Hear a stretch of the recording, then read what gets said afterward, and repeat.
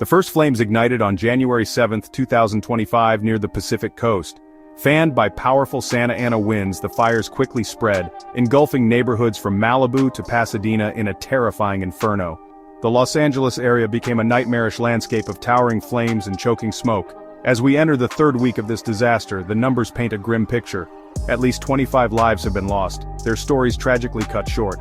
Nearly 30 souls remain unaccounted for, their fates hanging in the balance as search and rescue teams tirelessly comb through the ashes. The destruction is staggering. 63 square miles, an area 3 times the size of Manhattan, have been reduced to ash and debris. Homes, businesses, and dreams lie in ruins. The economic toll is expected to be astronomical, with estimates ranging from $150 billion to a staggering $275 billion. This disaster has the potential to become the costliest wildfire in U.S. history, eclipsing even the devastating fires of recent years. Making matters worse, these fires have crippled vital infrastructure. Power lines have been toppled, leaving over 120,000 people in the dark across multiple counties. Water systems have been compromised, forcing officials to issue warnings about water safety. The basic necessities of life have been disrupted, adding another layer of hardship to an already dire situation. The human toll of these fires extends far beyond the tragic loss of life and property. Over 82,000 people have been forced to flee their homes, seeking refuge in shelters and with family and friends.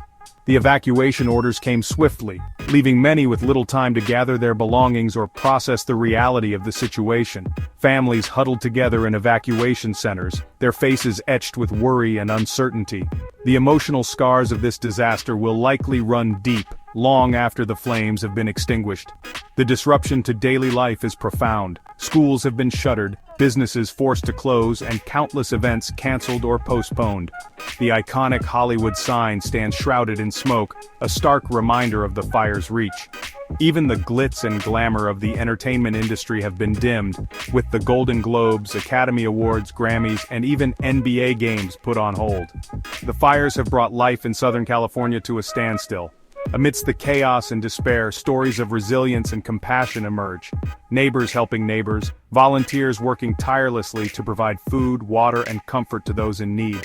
First responders, many of whom have been battling the blazes for days on end, continue to put their lives on the line to protect lives and property.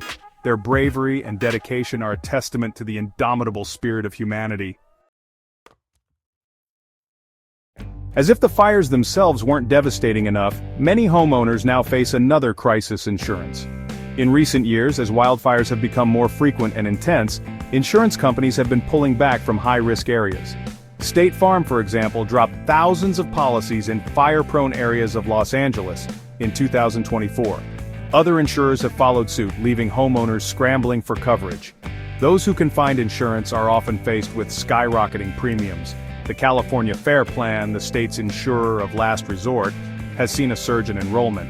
But even this safety net has its limits, and many homeowners are left with inadequate coverage or none at all. This insurance crisis has exposed a deep vulnerability in the system, leaving many families financially exposed in the wake of disaster. The state has taken some steps to address the issue, requiring insurers to increase coverage in wildfire-prone areas. But these measures have been criticized as being too little, too late. Some experts argue that a more comprehensive solution is needed, one that involves a partnership between the government, insurers, and homeowners to mitigate risk and ensure affordable coverage.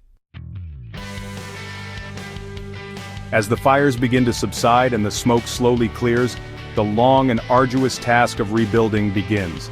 The physical damage is immense, but the emotional and economic scars run even deeper. Rebuilding homes and businesses will take time, money, and an unwavering commitment from individuals, communities, and the government. The federal government has pledged its support, with President Biden committing to covering firefighting and recovery costs for 180 days. FEMA has already received tens of thousands of aid applications, and millions of dollars have been dispersed to those in need. But the road to recovery will be long and challenging, and many questions remain about the adequacy and effectiveness of the government's response. The environmental impact of these fires cannot be overstated. The charred landscape will take years to recover, and the air quality in affected areas remains a concern. The fires have released massive amounts of carbon dioxide into the atmosphere, further contributing to the climate crisis that is fueling these increasingly destructive events. Addressing climate change is no longer a distant concern. It is an urgent imperative that demands immediate action.